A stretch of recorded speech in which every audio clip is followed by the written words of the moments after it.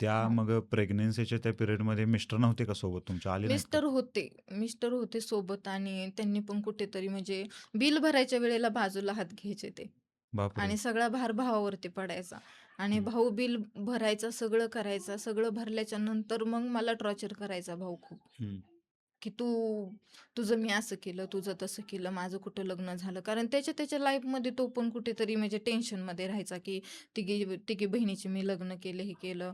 कुठेतरी कर्ज झालंय, ते कसं फेडायचं? ह्या टेन्शनमध्ये भाऊ काहीतरी 4 गोष्टी बोलून जायचा. पण बोलला तरी शेवटी त्यांच्याच घरी जायचं. कारण शेवटी आई-भाऊ तेवढंच माहेर. बरोबर. त्याच्या पलीकडे कोण आहे? आज पुण्यामध्ये एवढं राहते, सगळं करते, पण शेवटी आई-भाऊ ते आठवतातच.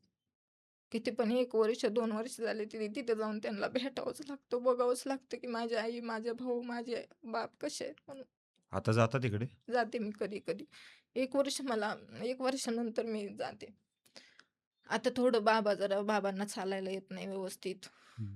परत फोन आई वगैरे पण काय? आजारी पडते फोन सारखं. वगैरे काय त्यांचा असतो? असतो. बाबा रोज फोन करतात. आईचं बोलणं नाही होत. आई जरा चिडचिडपणा करते हं, आणि भावाचं पण जास्त बोलणं होत नाही. कारण त्याला जो त्रास झालेला आहे, त्याचा जो पैसा, अफाट पैसा गेला. माझा मुलगा आय-सी-यूमध्ये पडला होता.